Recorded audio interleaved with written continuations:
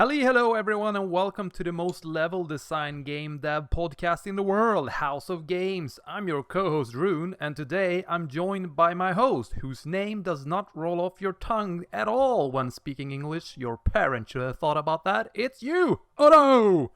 And a very special guest who made it to the top 10 PUBG solo leaderboard before realizing he was late for a vanilla WoW raid, showed up late and totally ruined it a la Leroy Jenkins style. A big welcome to Nils Westgårdh. But before I give you the chance to brag about all that, let us smash in the front door of this week's episode of House of Games.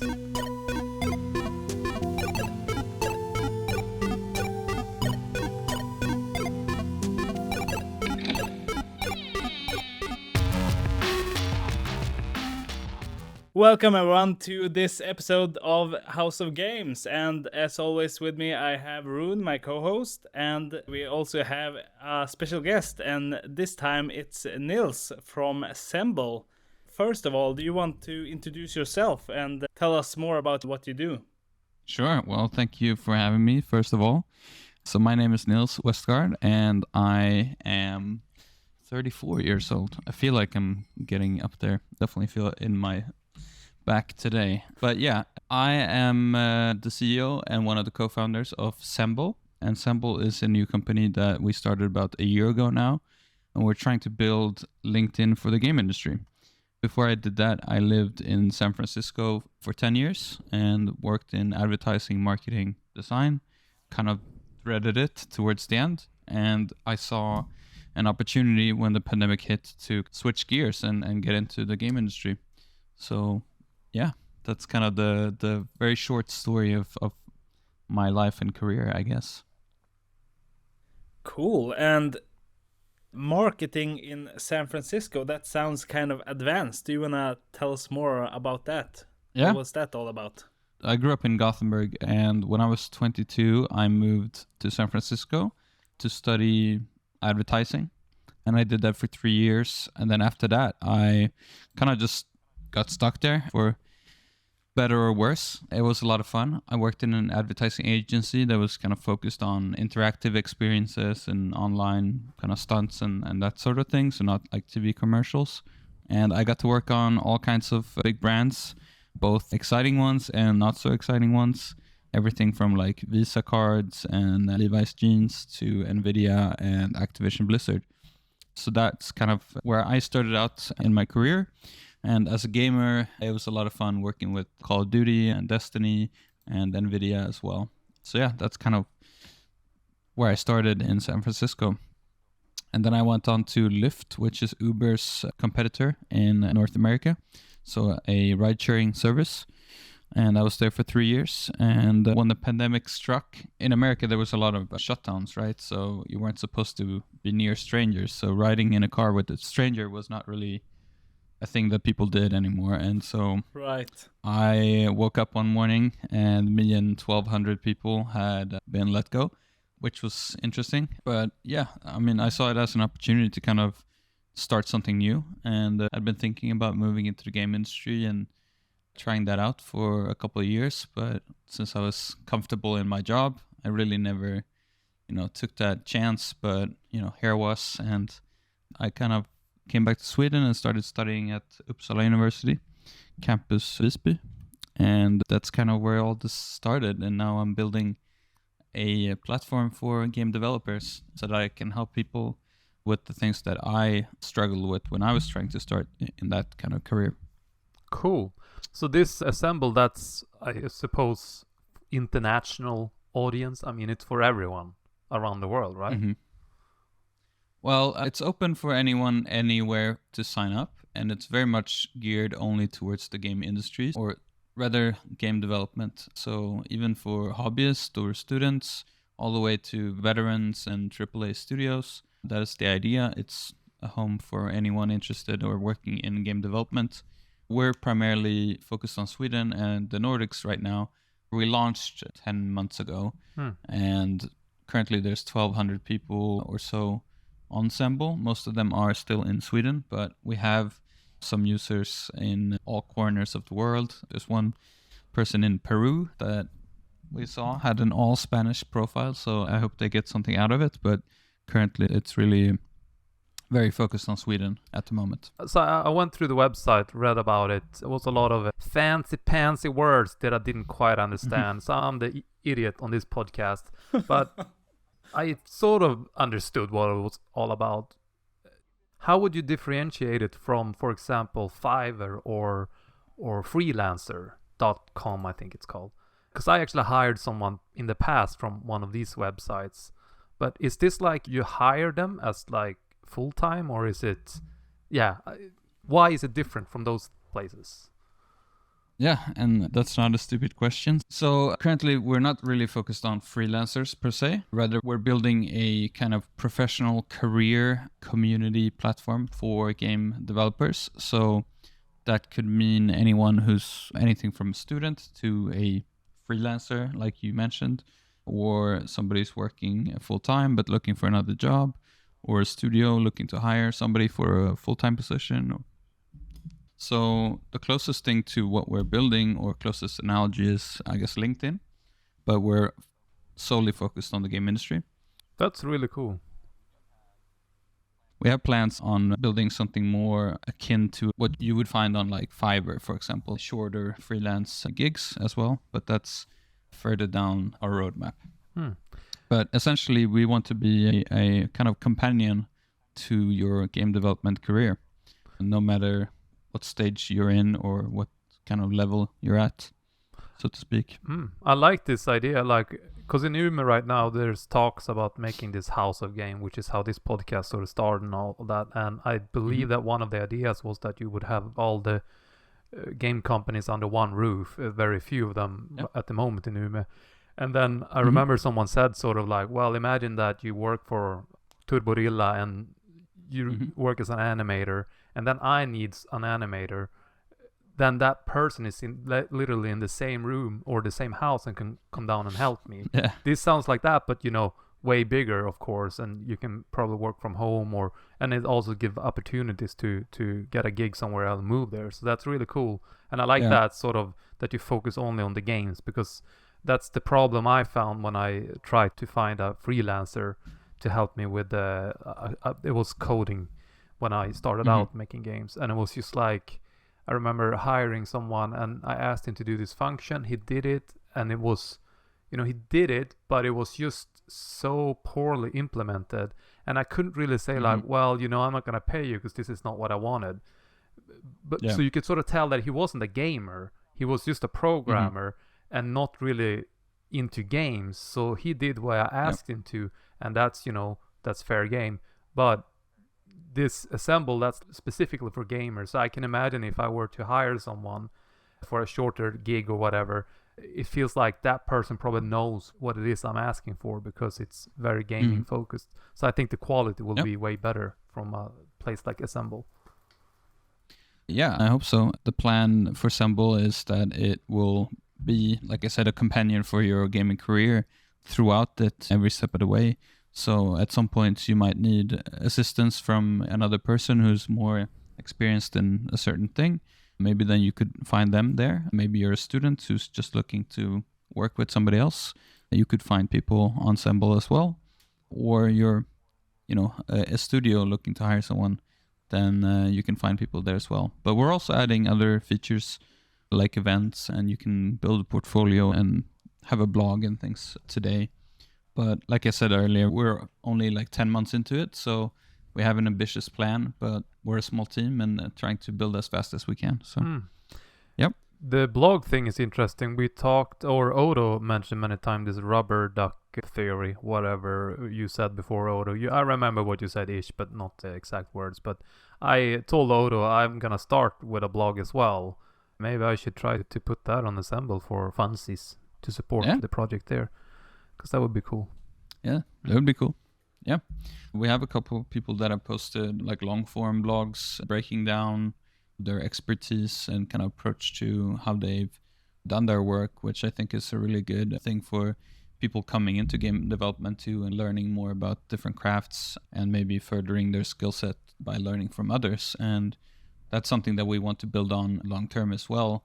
in the future, we hope to implement a kind of course category where you could find course material that was added by other users. So maybe you're an expert in a field, then you can do a short course and help other people learn about that subject as well.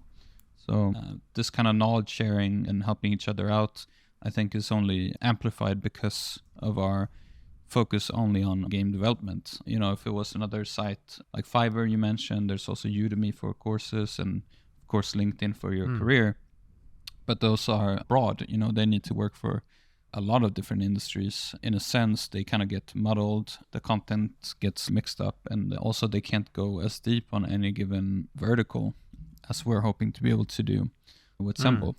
Yeah, I think it's cool. I do have like a super geeky question here. On the Semble.gg, first of all, GG, good game, that's awesome. Yep. Also, there's a screenshot of your Twitter where you're playing Hearthstone, I believe, in the background. And then if you scroll down to the Explore tab here, you can see like examples of people that you can hire. And their profiles sort of show up as cards. It's very gaming-like, and I just thought that was a cool thing. I don't know if that's intentional, but it feels like you're picking a character from like a Heart of Stone deck or something, except that these are humans. Yeah. I've always loved card games. I played more Magic than I should probably publicly disclose. I would probably say the same for Hearthstone. So maybe it was unconscious that I just like that kind of format. We actually turned our own business cards into the same design. So when we hand people one of our business cards, it looks like the actual card of our profiles on That's Semble. really cool. But the whole idea behind the UI design in general is to keep it modern and with an aesthetic that feels familiar to the gaming ecosystem, but then keep it clean and not like overtly communicating that this is about games and game development through the UI, but rather let the content and the people and what they're posting about tell that story.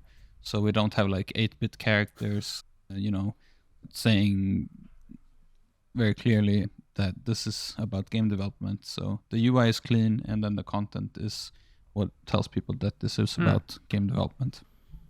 What would you say is the primary argument or arguments for, so say that a game company want to broaden their social media profile. So why should they, this question includes functionality that you have now and that you will build in the future. So why should they choose Semble instead of LinkedIn, for example? What is it that Semble will offer that LinkedIn, for example, cannot? The most obvious difference is our focus. This is only people who care about game development. We've talked to a lot of game developers, and they tend to react in a negative way towards LinkedIn generally, and they really like that this is a focused community, so they can just talk to the people that actually do things that are relevant to what they themselves are doing. So I guess it's a smaller pond if you want to reach out to people that would be potential hires and things like that. And then the depth in terms of the data. We're working on a feature which we're calling matchmaking. And essentially what that means is that for an individual, you can take your profile, which is your resume essentially, and then you say, these are my preferences when it comes to a job, to a project, and this is what I don't like. So you can explicitly say, for example, I don't want to work on mobile games, I don't want to move, and maybe I don't want to work at a company where they don't allow side projects, for example. So you can add a lot more things that wouldn't be relevant for LinkedIn to add because they need to work on a much higher level for many more industries. They kind of stop at like, oh, I don't want to work remote or whatever. It's very high level preferences. But here you can get very specific about what you're looking for from both sides. So that's another benefit that's coming with matchmaking. Yeah, and another thing I thought about that is sort of related to maybe marketing or exposure, perhaps. So with the blogs, I think that is a great functionality. But there's two things I think that you could add, in my opinion, that would heighten that functionality even more. Yep. All right. Now I'm taking notes. Yeah, perfect. So the first thing is that many people forget, or many services forget, I think, is the ability to embed stuff. So say, for example, that a studio want to embed all of their blogs that they make on their website in the news category, for example. They don't have to post it twice, once on their website and once on Semble. And also, you will get your name out there, just like Imgur, or however you pronounce it. They have that little bar with their logo on it, and if you click on it, you go to the website. So that's one thing I think that many miss out on. And the second one is something that I've picked up on the blogging platform Medium.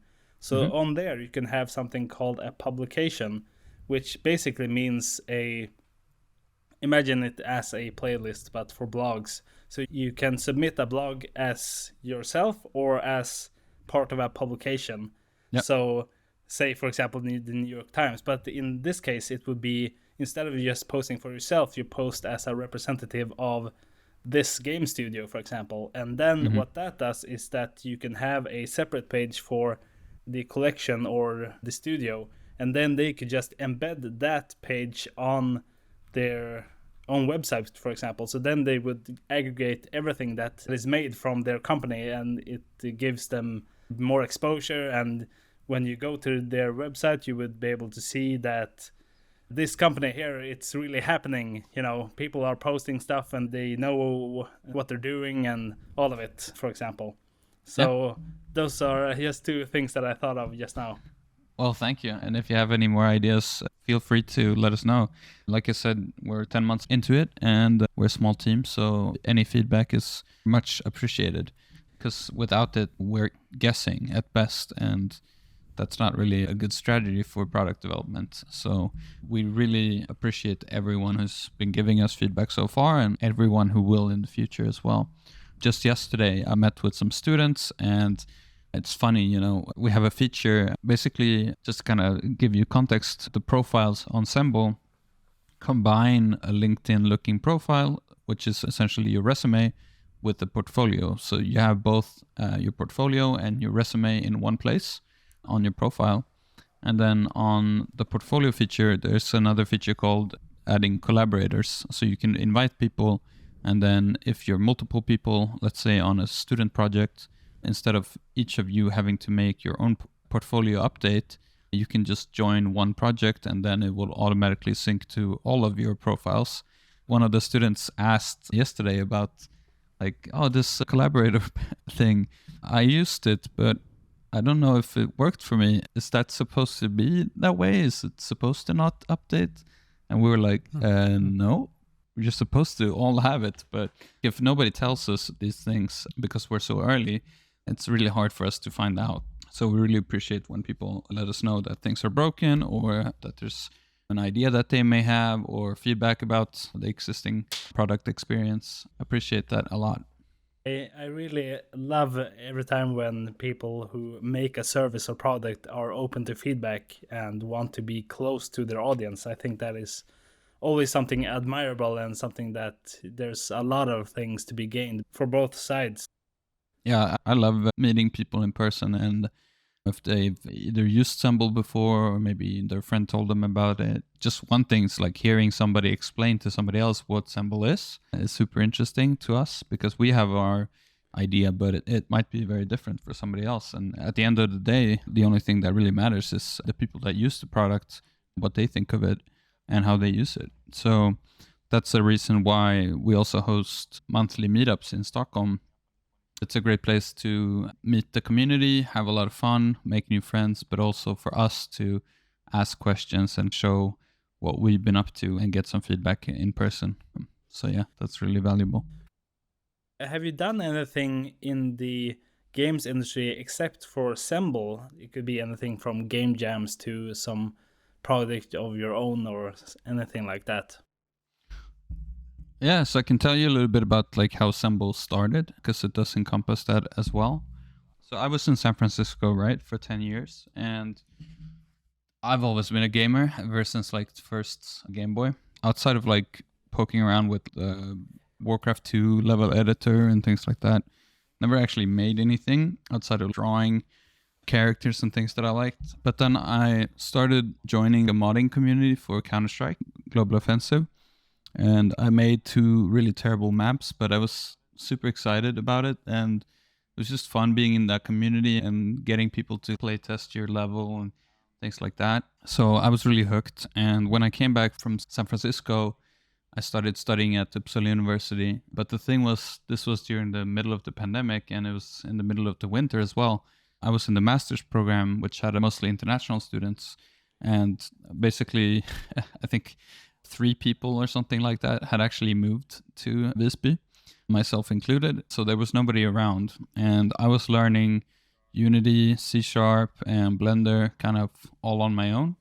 And I was very excited about that and super keen to do bigger projects. And for that, I needed to work with somebody else. And I was just looking around, and there was nobody to be found on this remote island in the middle of winter. So I turned to Discord and Reddit to kind of find people that were also beginners that I could work together with. It was really hard to gauge the level of skill that they had, or what kind of skills that they had, or the level of interest, or what they were looking for. So that's kind of where it started for me in trying to build another service where it would be easier to find people to work with.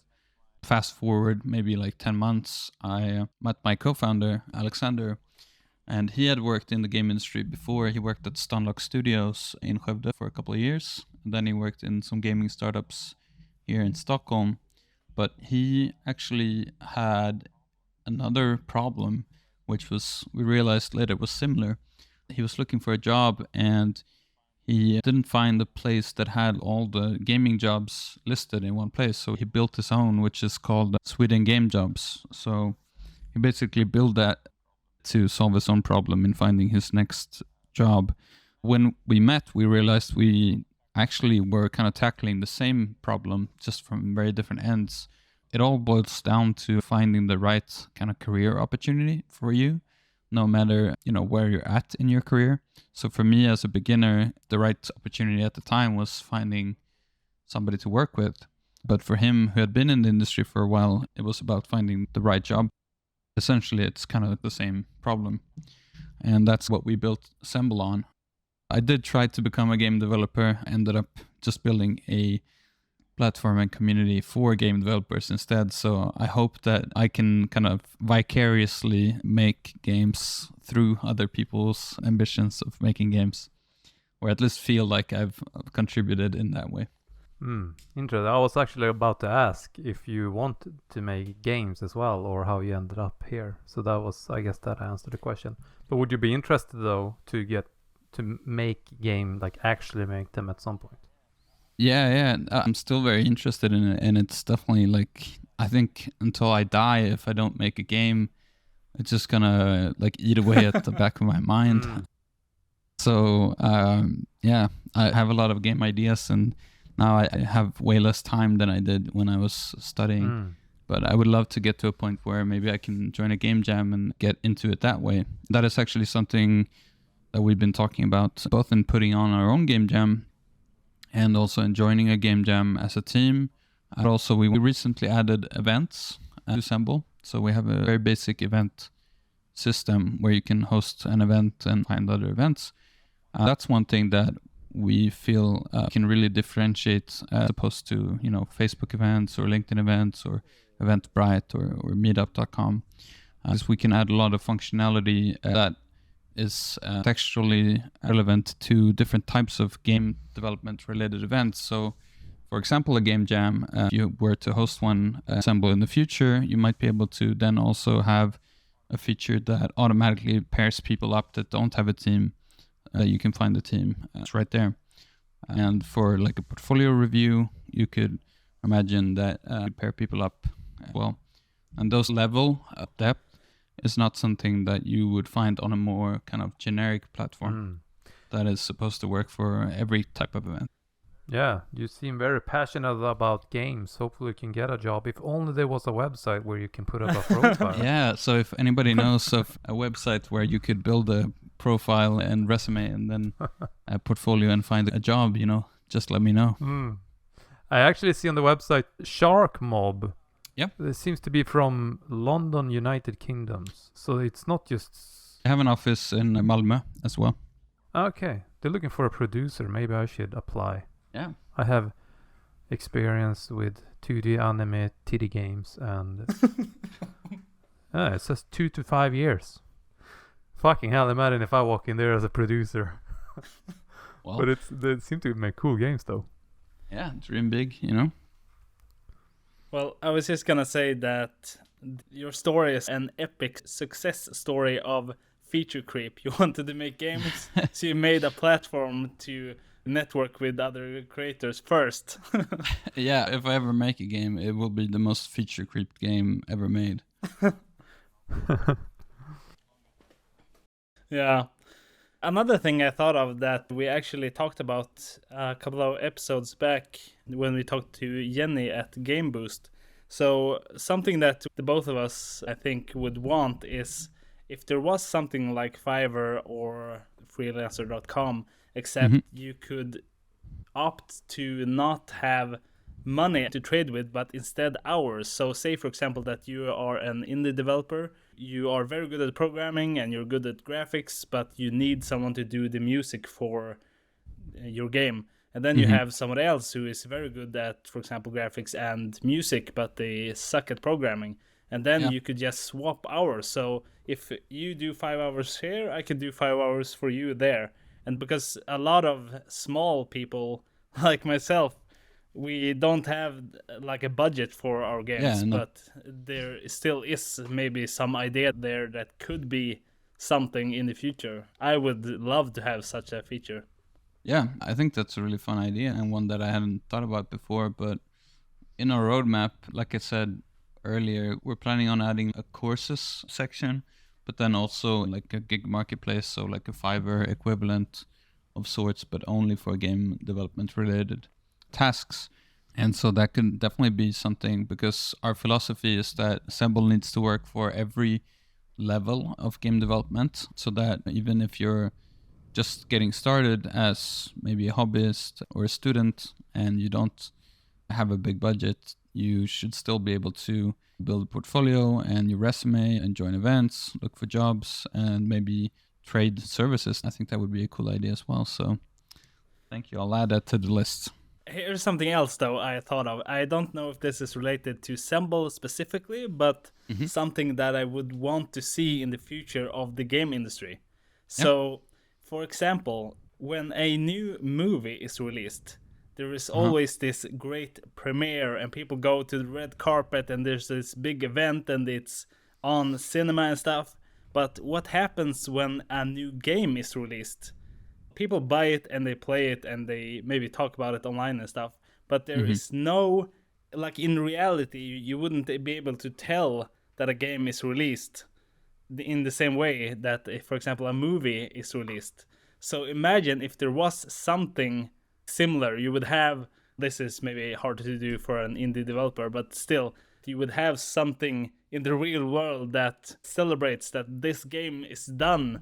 Now you can play it. It's available for everyone, in the same way that movie premieres have sort of established themselves in culture.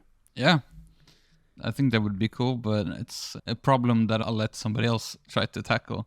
We're already feature creeped as it is, and we have a long list of requests, and now we have, I think I counted to 3 more, so thank you. I'm curious, how do you guys make money from this? Currently, we're not making money. We have investments to keep us afloat for the time being, but so far we've been focused on building the core platform. So we went live with our first version, which was essentially just a very basic user profile, and that was 10 months ago. So in the 10 months that we've been working on this, we've been focused on building the core platform, and we're getting to a point now that it has a lot of good functionality. The base platform is really nice and works, and also getting users in the door, so people to sign up and try it and give us feedback, and hopefully people will get value out of it by using it. So that's been the focus, and currently we're at 1,200 something people. but we intend to turn towards more organizations when we get a little bit more users. We'll try to get money for basically helping them hire people. In our matchmaking service, for example, would be a subscription service where you could match up with potential candidates if you're a studio. So yeah, that's the plan. It would be a subscription service, but there's a free option always for both sides. Okay, cool. So have you delivered any jobs yet? I mean, have people gotten jobs through the website? Do you have statistics on that? You don't have to give the exact numbers. I can actually give you the exact number that we're aware of, because currently we're sending people to career sites through our site. So our kind of like insight into the process, whether or not somebody actually goes through an interview process and gets hired, is non-existent right now. But we did have a recruiter that we were in touch with, and they were very happy about Semble, and they came back to us just proactively. They had no real obligation to do so, but they came back to us and told us that they had actually hired somebody that they found on Semble. So that was really kind of a crazy moment, and that was in January, so pretty recent. And there may have been others that we just don't know about, because we have, like I said, limited kind of insight into the process currently. The way that I met Nils was actually at one of your events. So that's something that I really appreciate, that you do something in real life, because I think that's sort of rare and very valuable in the games industry, in my experience at least. Yeah, I think it's super valuable and really fun. And it's also healthy to actually go and meet people in real life. Exactly, touch grass. Yeah, I mean, we're working from home, since we're kind of early days and we don't have an office. It's really nice to just get out and meet people. And it's been growing a lot. So next time we'll be at a new place, Kappa Bar on Sveavägen in Stockholm. So if anybody's interested, you can find the event on Semble GG. But yeah, it's just fun to host these events, and we want to do more of them and take it to other cities as well eventually. I think we'll do one around Nordic Game Conference in Malmö. Right. Very nice. And I think there's some sort of symmetry or something. Your service reminds me a lot of what attracts me with Game Hub Umeå, which is sort of our home community for game making. There's a lot of the same, community and helping each other out and showing what you can do, that I think attracts sort of the same audience for a similar reason. So I think there's absolutely a lot to learn from those people as well, to bring people together to be able to create stuff, basically. Yeah, it's really good, for making new friends, of course, also networking, sharing war stories or ideas and knowledge. I think it's really valuable. At the end of the day, making games is really difficult, hence why I haven't made one, I guess. But it also requires a lot of different disciplines and different skill sets. So being able to share knowledge between people, I think is super valuable. Yeah. I would say to that point, you and me both. I have yet to release my game, so I know it can be. But looking forward into the future, what would you want Semble to become, say, for example, in 10 years, given that you had unlimited resources, or it goes exactly the way that you want it to? Yeah, well, that would be rare. It never happens that way in my experience, but let's say that it does for once. First of all, we want to build this platform to be a companion to every game. And the way I always think about it is like a companion in a video game where, they follow you along and help you out when you need it at different steps along your journey, right? That's how I think about Semble, but for the people building games. So that's one part, just a kind of career networking site where it's anything related to your game career. This is the home for it. But then also want to build this gig marketplace so that you can start making money in different ways on Semble, whether it's for full-time employment down to helping out on a project for a couple weeks. And then also this courses marketplace so that you can actually fill in the blanks in your journey. Let's say maybe you don't have a nearby gaming education program, maybe you can get started on Semble and then apply to school once you learned a little bit more, or you want to switch to another kind of discipline, you could reskill or upskill through it as well. And then for longer, we want to be global. Right now we're focused on the Nordics, but like I said earlier, it's open for anyone, anywhere to sign up. We want to go to Europe and North America and then the rest of the world. And in the really long-term vision, I would like for Semble to be a partner throughout your entire career, all the way to publishing games as well.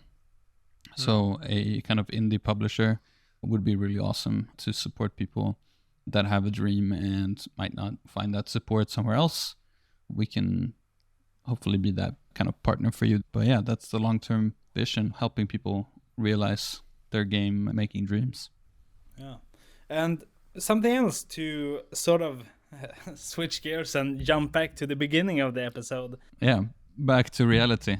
Yeah, exactly. Yeah. But you're entering this industry from kind of a different angle from what I've experienced in the past. So coming from the advertisement direction and having worked with these giant titles in San Fran of all places, is there something you can see in, for example, the Swedish game market and see that people are doing wrong with marketing, or something that people should be doing? Or what are some experiences that you can bring with you when you do a game? Yeah, maybe I can just share some general kind of knowledge that I've gained through 10 years of working in advertising.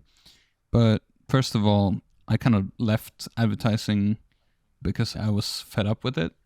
So we have no plans on creating a bunch of ad space on Semble. That's not a business model that I want to have on Semble, just for the record. One thing that I think might be different or difficult for people to kind of come to terms with, especially in game development, I've seen on like Reddit and Discord when people discuss marketing, is that your game is your creation, right? And you worked on it for a very long time, and it comes from a personal space.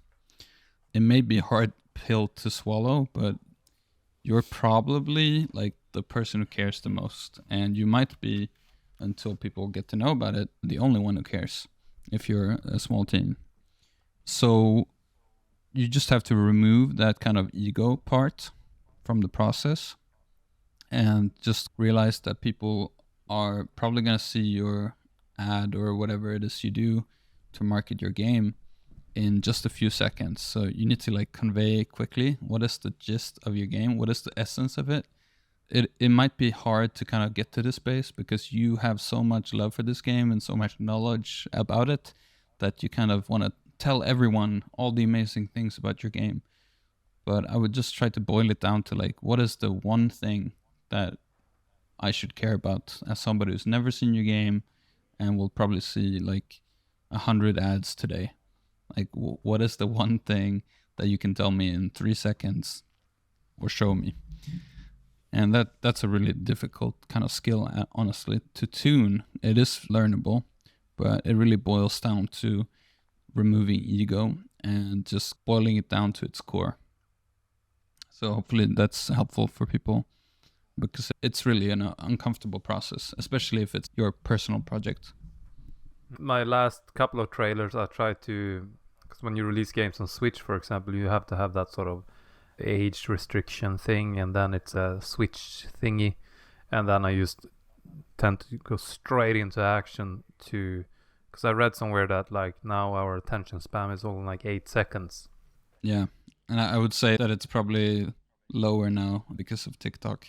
Oh yeah, true that. Yeah. But after the age restriction thing and the Switch click thingy, that's already like 5 seconds or something like that. So I tend to make mine like straight into the action just to try to get your attention. But I hate doing this because I think it's just like misrepresent the game in every way. Yeah. But I do know myself as well when I'm watching, especially Japanese trailer tend to be, I feel like Japanese trailers are really slow in the beginning. Like a black screen with a text, maybe like once upon a time or whatever. Yeah, that's not really the most eye-catching thing, maybe. But it is logically, if you're telling a story, you're really like gravitating towards that kind of structure where you're like, and in the beginning there was this thing, blah blah blah. But like if you're just scrolling on a social feed, you're moving, right? And you just got to get that hook in, and then you can stagger and up level your marketing. So your first point of contact as a potential player of this game is very short, right? But then if it's successful, they might want to find out more information, and maybe there's a slightly longer trailer, and then a full trailer, and then there's a website where they can explore more information. So I think it's really valuable to think of these things as a kind of funnel rather than like, it's not Boolean where it's like either they love the game or they don't. Can you get their curiosity? Can you increase that curiosity? And can you over time make them really enthusiastic about it? But it's really hard to start on that enthusiasm. Yeah, another sad thing about being so passionate about your own game, for example, with my latest game, Knife Boy, I spoiled so much in the trailer because I had no marketing, no money for it, or no PR. It was just like the trailer that you see on the Switch store. And it was just like I showed off so much stuff in the game, which I personally wanted to be a surprise for the player. But I also know that if I'm going to get the player at all, I have to show what the game has to offer. And I felt like, it's just sad that I basically spoiled so many things. Yeah, but that might also come back to the personal relationship you have to the game and your like expectation of what it's like to play the game. But yeah, that's what I was gonna say. It goes back to what you said there. When you love your game, you see it from a different point of view. So my personal view is like, I shouldn't spoil these things. These are so amazing that you can do this and that. But maybe the gamers don't care. They don't give a fuck about the things that I think is the coolest parts. Yeah, and I think that's really personal and very different. But if you think about it, like, for example, if let's say there's a big single player title, very story driven, right, that comes out and people watch it on Twitch because it has a price tag where it's like, oh, I have to think about it if I want to buy this game.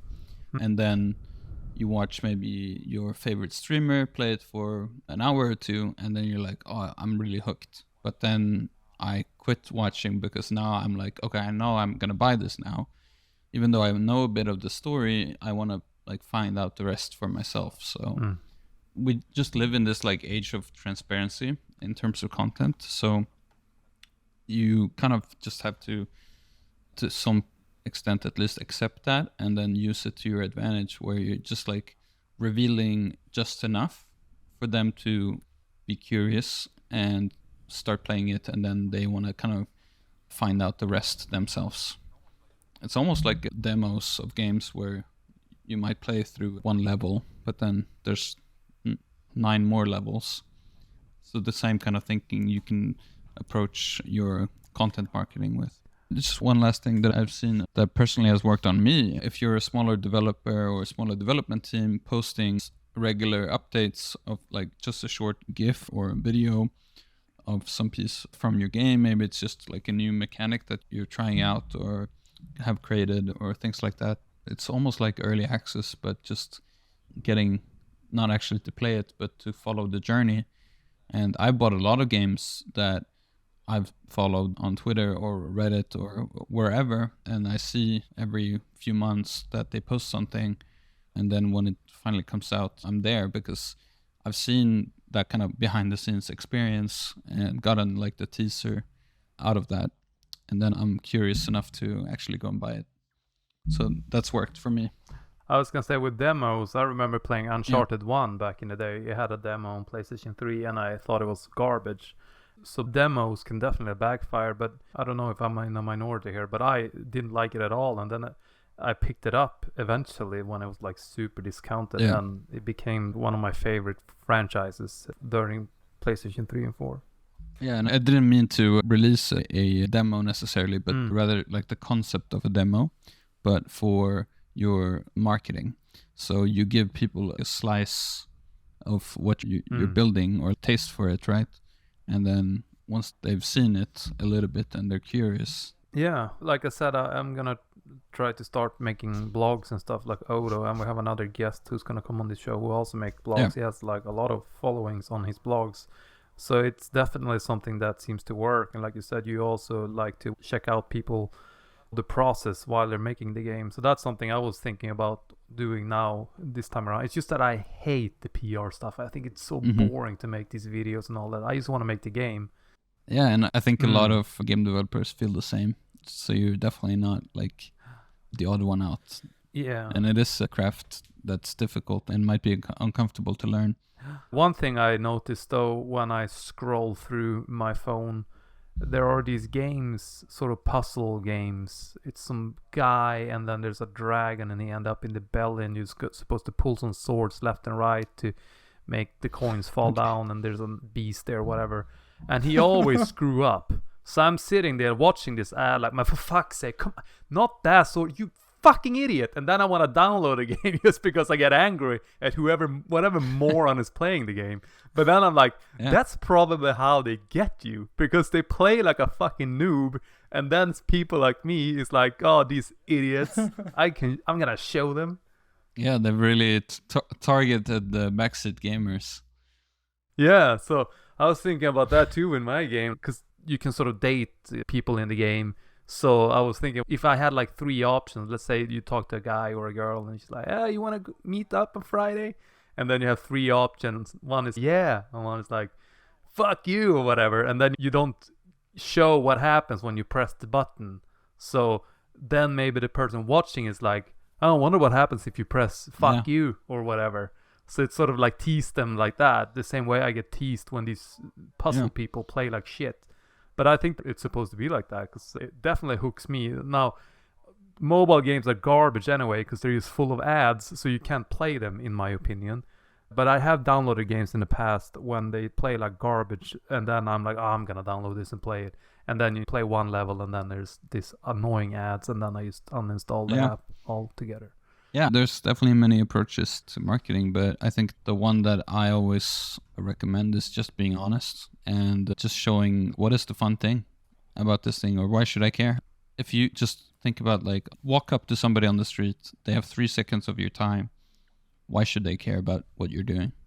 It's brutal and it's uncomfortable, but once you kind of accept that and learn to master it, it really takes your marketing to another level, I think. I agree with what you are saying, but there's a way of marketing that I've been thinking about that I want to do for my games in the future, is that it might sound counterintuitive, but the thing that you would do is that the first goal of the commercial is to entertain, and the second one is to sell the product. So, for example, the ICA commercials in Sweden, or a more international example, so the trailer from Dead Island 2 from 8 years ago. Yep. Or like Dollar Shave Club. Online marketing is like any other type of content. It needs to entertain, and then it needs to inform. Exactly, but take, for example, Dead Island 2. I didn't even like the first game, but I can't wait for the second one, because the trailer from 8 years ago is still so funny.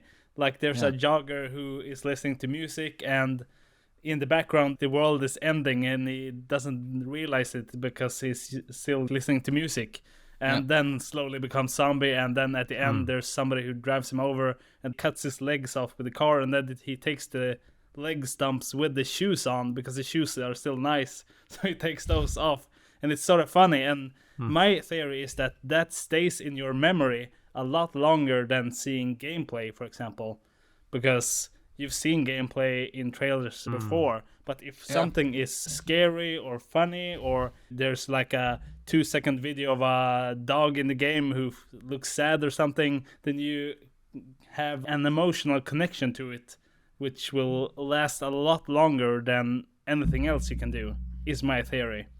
Yeah, basically the difference between marketing and advertising, at least in my opinion, is logic versus emotion. So marketing, for example, is saying like, oh, there's a new soda that comes out on this date and it's really delicious because it has this flavor and it costs this much. And you should get it because this many people like it. Whereas advertising would be more like, oh, it's a hot summer's day and you're at the park and it's an amazing time and you're with your friends, but wouldn't it be nice also to have the ultimate thirst quencher, right? So it's more playing to your nostalgia, to your emotions, and that kind of like more primal set of you as a person. But I think you can get that out of gameplay as well. Just to kind of go back to the clips of work in progress games that I was alluding to earlier, sometimes they are very like straightforward. They're like, oh, we made this new thing and it works like this. But the ones that are the most effective over time actually mix it up. So they might have a kind of show and tell kind of thing, but then there might be a funny bug that they recorded and they just show that. And it comes back to honesty, like this is what it's like to build a game, but there's this humor and a kind of funny moment in it as well, which I really like. So you can get it through both, but there's no illusions that emotions is very powerful when it comes to marketing and advertising. And I think with that, we should start wrapping it up. But is there anything else you want to promote or anything before we end the episode? Yeah, if you're either working in game development or are interested in doing so at some point in your life, then Semble might be a great place to join other game developers and people in the game industry. We're just getting started, but our ambitions, like you heard earlier, are big, and it's a great community. And you can find it at www.semble.gg,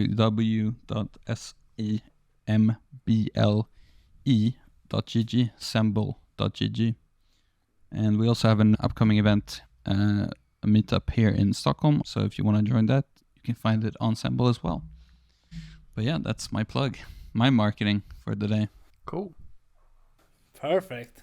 Thank you so much for being a guest on our podcast. And thank you everyone for listening. Thank you, Rune, for a fantastic intro and being my co-host as always. Thank you. And see you next week. Bye. Bye. Bye-bye. Bye.